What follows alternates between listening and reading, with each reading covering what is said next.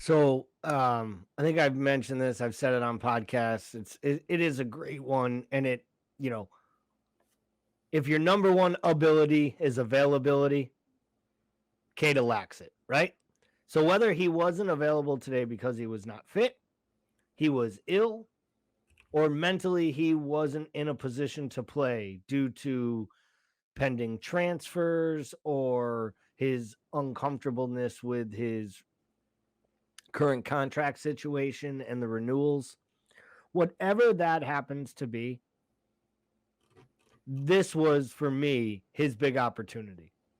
When people said to me, Tiaga's down, we're going to be down, Jones is out a month, the first thing that went through my head was Naby Keita has been looking for give me 5, 6, 7 straight starts and let me see if what I can do. And for me, this was his opportunity. And in a match that screamed for his talents and what he brings to this side, once again, for whatever reason, he was not selected to be part of the match day squad, which just blows my mind. Are you even buying that he was out due to injury? So where I struggle there, Timuchin, is I have nothing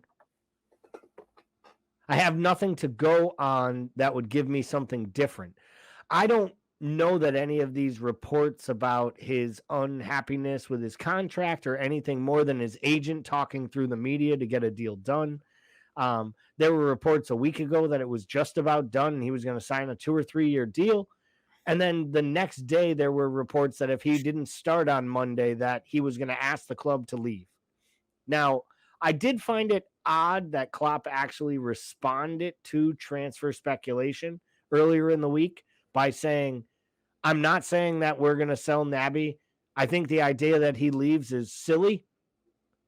But if the player were to be sold, a replacement would be required.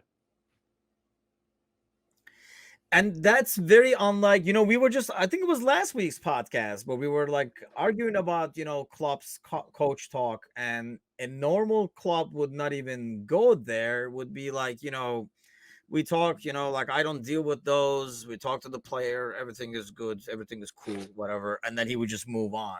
For him to go out of his way and say that, I honestly thought it was unlike Klopp. And I was playing the devil's advocate last week in terms of, I rather have him give that coach talk and like just not get into that. I thought it was ill-timed for him to get into that conversation, which kind of raises, I think, more questions about his absence. First of all, like, he's out injured, but I don't think we have details. I've looked online afterwards. I haven't seen. He's out like a light. So I almost worry, and I guess this is why I'm more speculating and maybe making up scenarios in my mind. But you look at that team on the field today and you see their performance and overall approach and attitude, it almost signals that there's something else wrong going on. And I think, Klopp basically going out and saying, pretty much said, right, like in terms of like when he even referred to the funds being available, I don't control those things and stuff like that. That is very unclop like, where he always talks about we're happy with the people we have, we go again and stuff like that.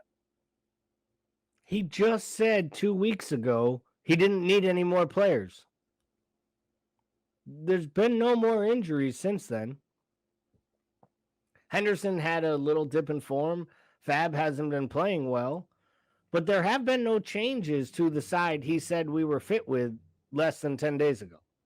That we didn't need players. Yes, we're down players, but we have all the answers we have in the squad. Look, do I think Jurgen Klopp wants a few more players? I do. Do I believe that he really would like Bellingham? I believe he would. I mean, do I think he's gonna get him? I don't. Like, which is why I said earlier, like, I would have been signing players like Renato Sanchez or trying to sign Tillemans or even trying to bring in Bissouma from Brighton. Because I think these players would have actually added to the ranks and added something different to our midfield. And I think they were attainable players. It was my Calvin Phillips argument with City.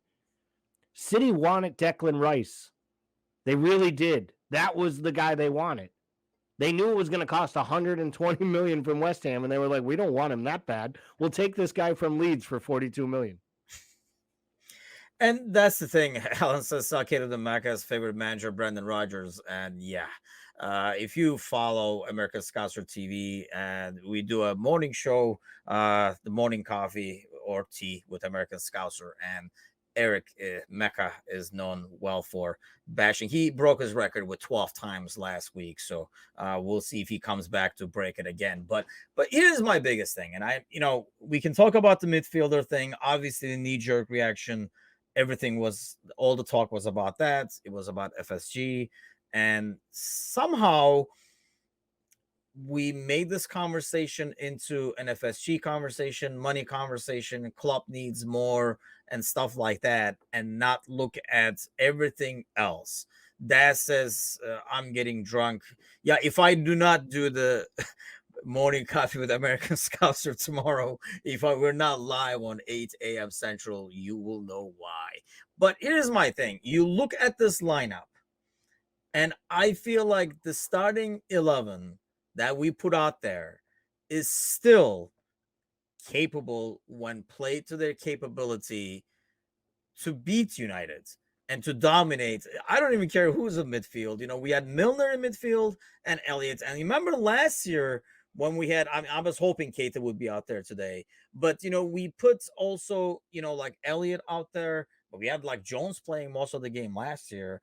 I just feel like we just did not play our game, mainly due to, it almost feels like a lot of players being out of form at the same time. Van Dijk not looking like himself.